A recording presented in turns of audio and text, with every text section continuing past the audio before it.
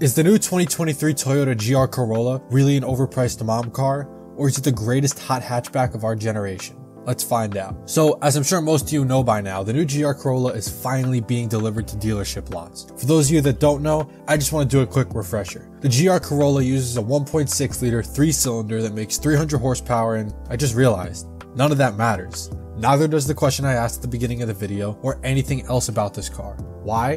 Because you're never gonna get one. And there's two parts to that. So I'm not gonna bore you any longer, and let's actually get into it.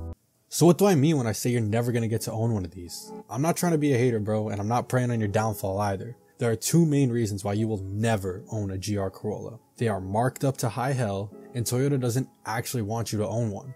I'm sure all of you are familiar with dealership market adjustments, and the ones on these GR Corollas are just beyond mental.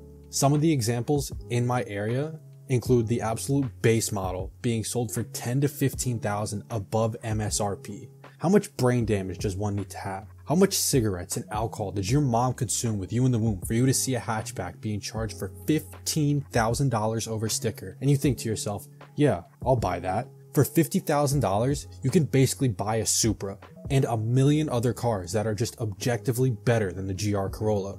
So, I hear you. You may be thinking to yourself right now, okay, I'll just wait until more come onto the market and demand goes down. Then pricing will go down and I'll actually be able to afford one of these. First off, you are highly intelligent for someone who watches these videos. Second, and more importantly, however, Toyota's already thought of this.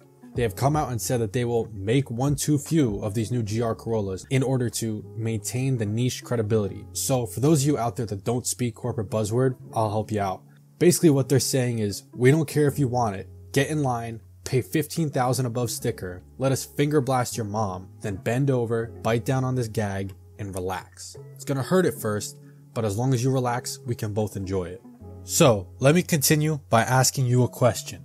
If you live in the US, do you own a hatchback, let alone a hot hatchback, or anything with a hatchback on it? I can almost guarantee, even as an enthusiast, you probably answered no. In a shell nut, the US and hatchbacks go together like democracy in Vietnam. You can try and force it all you want, it's just not happening. Only 4.5% of all new vehicles sold in the US are hatchbacked, meaning that certain weird crossovers also fall into the hatchback category as well, which in turn means that it's not actually 4.5% of vehicles sold are hatchbacks. Anyways, on top of that, I would venture to say that most hatchbacks sold probably aren't performance ones like the Golf GTI or the Civic Type R. Most of them are used as fuel efficient, commuter, you already know all that. My point is that the hatchback market in the US shrinks every day. I mean, just recently we've seen hatchbacks that were performing relatively well sales-wise, like the Veloster N and the Focus ST, get axed because even if they perform well in the US hatchback market, it just isn't enough sales to justify not only bringing them here, but producing them and all the other costs associated with bringing a foreign car to the US. So I'm not exactly sure why Toyota would release a hatchback in the US and then proceed to not let anyone buy it. Because even when we in the US do get a good hatchback, we still don't buy it. I mean, look at the Focus RS for instance, literally the world's most powerful hatchback with legendary handling and a built-in drift button. If there was any hatchback Americans were gonna buy, it was gonna be the one by an American company, and that flopped here. And by the looks of it, the new GR Corolla is gonna follow exactly in the Focus RS's footsteps in almost every single way. So what happened to the Focus RS? How can a car that on paper should have been the biggest success fail in such a massive way? Is the same thing going to happen to the new GR Corolla? So you see, when an automotive heavy hitter last tried to bring a revolutionary hot hatch to the States, it had one foot in the grave and the other on a banana peel. Ford debuted the Focus RS in the United States at the New York Auto Show in 2015. And while exact production numbers on the car are difficult to find, it's roughly guesstimated that for the US market, about 17,000 were made from 2016 to 2018. That sounds like a lot, but in reality, those are actually pretty limited numbers, especially for something like a hatchback. Especially since the demand for these had climbed to astronomical numbers. Ford and the Automotive Journalist Corps treated this thing like frat bros treat Andrew Tate, or white women treat a pink cowboy hat, with endless praise. So why did it fail in the States? Well, there's a couple reasons, and I'll go over them. First off, dealers were treating these things as hyper exclusive, and again, marking them up to high hell. When the Focus RS hit dealership lots, dealers wouldn't let customers test drive the cars that they ordered, and they treated them like the CIA treats the JFK files. No one was allowed near them. And in addition to that, they tend to mark the cars up by up to $40,000. In turn, Ford couldn't sustain that long term. They weren't selling any vehicles. The cars would hit the dealership lots and they would stay there, causing some cars to celebrate birthdays on the lot. Dealerships being greedy was the ultimate downturn and the main factor in the ultimate slow and played out death of this honestly legendary car. And at the time, hype wasn't helped when journalists also treated this car like it was the Ark of the Covenant, calling it God's own hatchback and how it was the greatest hatchback ever made.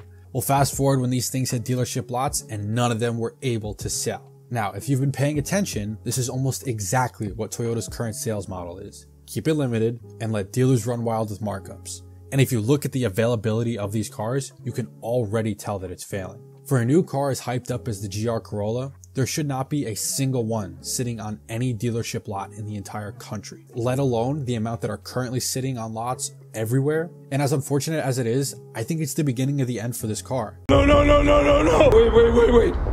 Wait. And it's only been out for a few months, so where does it go from here? Now what? Can you ever even get your hands on one of these? The Focus RS has been able to hold its value extremely well, if not increase in value. Seeing as how Toyota is essentially following what Ford did to a T, we can assume that the GR Corolla will probably end up being the same. Once it's off dealership lots, people will hold them and their value will skyrocket because no one's buying them and Toyota isn't making them. So what can you do? Well, there are other hot hatchback options in the US that aren't nearly as exclusive or expensive. You can get a brand new Golf GTI or even a hyper-performance focused Golf R. And you can even get the new Civic Type R as well.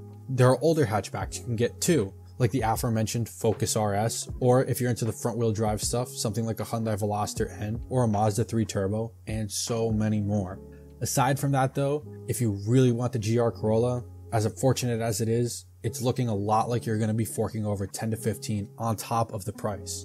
And that's just for a base model. If you're looking for a top trim level Maurizio edition, expect to be paying bare minimum $65,000 for a hatchback. More likely $70,000 to $80,000 for a Toyota hatchback. Who would have thought that in our lifetimes we would see a hatchback, let alone a Toyota hatchback, being sold for almost $80,000?